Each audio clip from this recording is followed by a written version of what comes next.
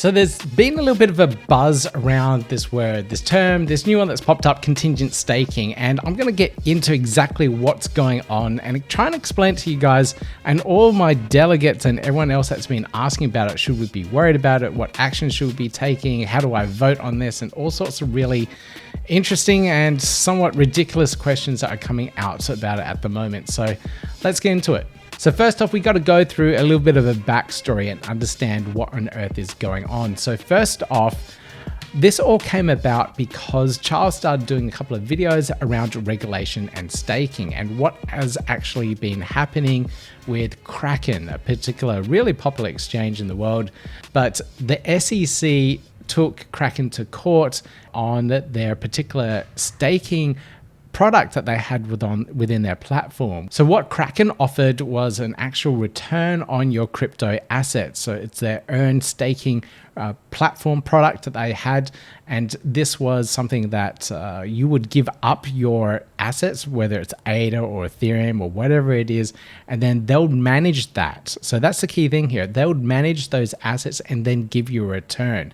And because of that process where they're managing the assets, which is deviating from the actual protocol, how Cardano works or how Ethereum works, that's the sticky issue here, and the SEC are clamping down on that and many other exchanges. Charles, in one of his AMAs, also explained this really well too, so I'll just pull up this clip.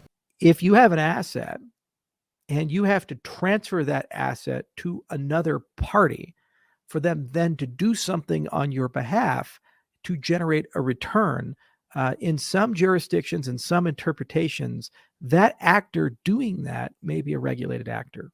Why? Because they have a custodial risk and potential information asymmetries.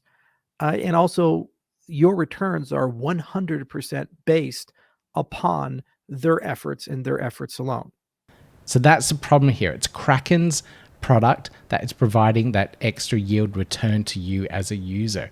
So this is something you see on many exchanges. They'll have that really high APY, the annual percentage yearly return, whatever it stands for, and that is a enticing mechanism so that you can deposit your assets. They get hold of those assets and they can do whatever they want with it. We don't know what they do. And the clincher here is if the exchange or the third party company goes under, you lose your crypto's assets. And we've seen in 2022 this happen over and over again. We saw Celsius fall apart. We saw BlockFi fall apart as well. And anyone that had assets in any of those platforms were completely locked out. They couldn't withdraw those assets.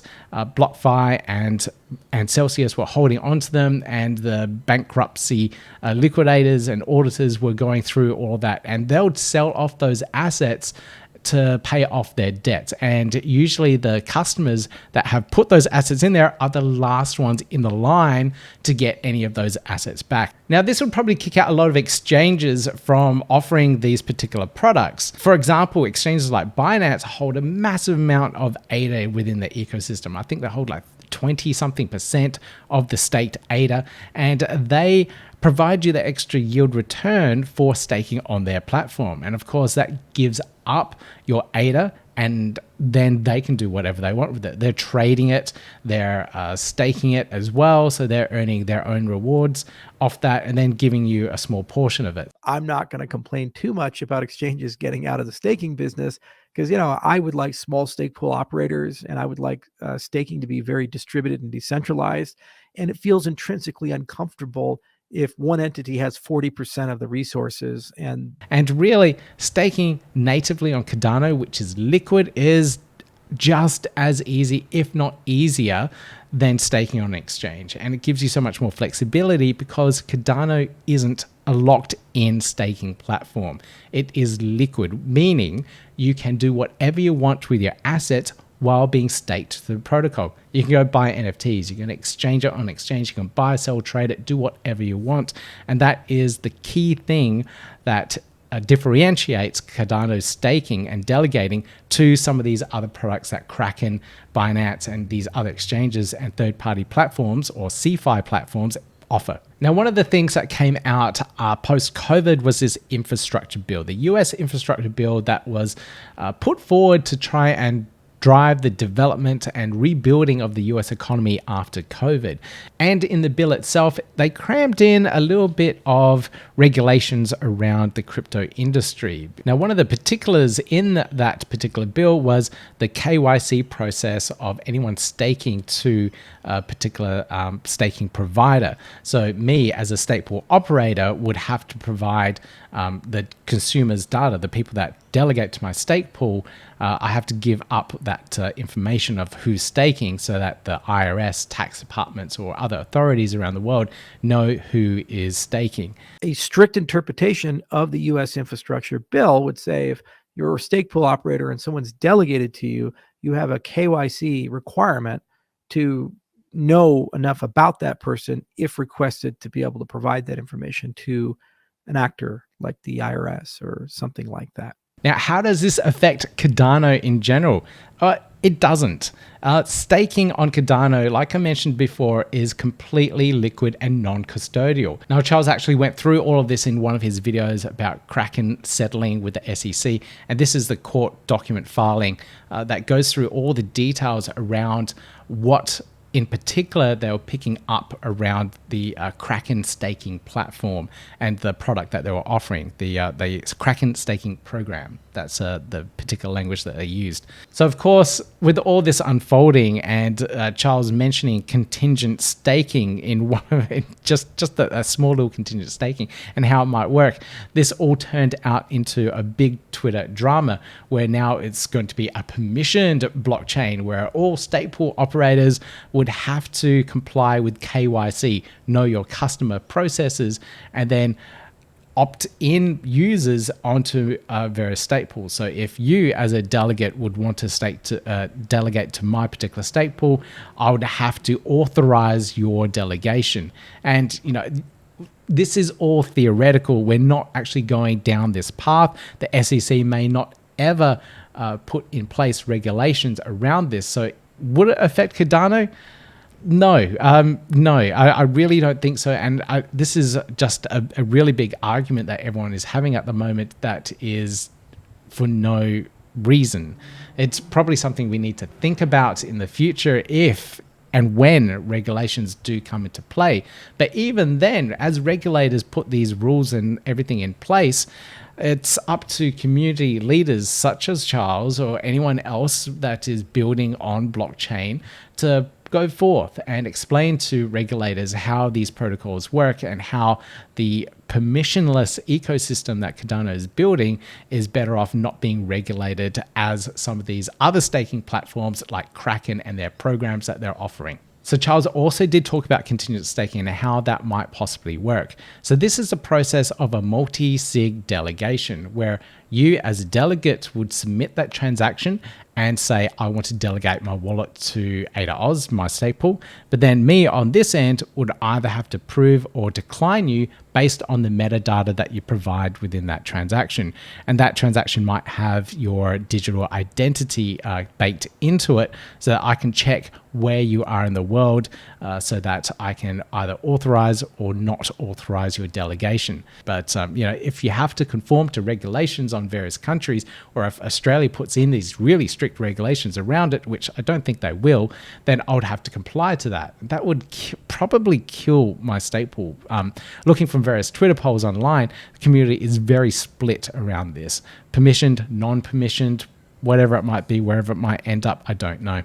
So should you be worried about this? No, not at all. Don't waste your time and energy worrying about this. If you're a stake pool operator, if you're a delegate within the ecosystem, don't worry about this.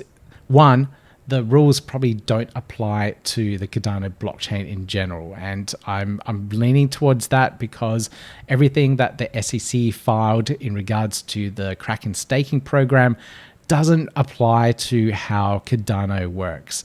Secondly, if this does come through as regulation and does have to be enforced, which I don't think it will be many years down the track before we actually see this happen. And we may even see a different political party come into play and completely wipe out all these rules. So it's really a changing landscape that we don't really need to worry about until something is implemented. And if regulators do decide to put this in place, it's up to us as the builders and users of the ecosystem to petition the lawmakers and tell them exactly how things work and how things will be better off. So there's plenty of time for this to be worked out. So I hope that's helped explain things a little bit. It's simplified it. It's put some of you at ease as well who have been worrying about this, whether they need to put energy, time, and effort into it. Now, on a side note, I do have an NFT drop coming up soon. We're building it out. It's for the CardanoPress ecosystem. It's the WordPress plugin that our team have been building to make dApp building easier. So if you have a WordPress website, which is so common, you can have your WordPress website connect in this plugin, CardanoPress, and have that dApp connector experience right away in a few minutes. And it's really cool. It's really exciting what a lot of people are doing with the particular plugin at the moment. And this particular NFT drop that we have is going to showcase and highlight exactly how it all works. Now, if you're a stake pool operator, we are still running this whitelisting process for the NFT drop. So any of the stake pool operators are part of the ecosystem for the CardanoPress NFT drop will be the stake pools that you need to delegate to in order to be on the whitelist for the NFT mint. So we're going through that process at the moment. So if you're a stake pool operator and you're interested, please fill in the form and you'll be in that delegation process. The only clincher is that you do need to be using the CardanoPress plugin on your website to provide your users that really easy one-click delegation process. So it's one thing that you do have to go through and set up. And we are providing support for many SPOs that are trying to get that set up at the moment, especially ones that have never used WordPress before. But that's it for this video. If you enjoyed it, if you love Cardano related content, please give me that thumbs up, click subscribe button, click on that notification bell, and you'll get more Cardano related content dropping into your YouTube inbox. Is that a thing? No, it's not. But you'll get more Cardano related content. See you in the next video. Yeah, gotta do it like that. You've been listening to the Learn Cardano podcast. Gotta get it hype. Crypto is what we like, but this is not investment or financial advice. Gotta do your research, cause it's risky. We know it is. This show is educational and it's informative. Crypto's the future, really, it ain't no debate.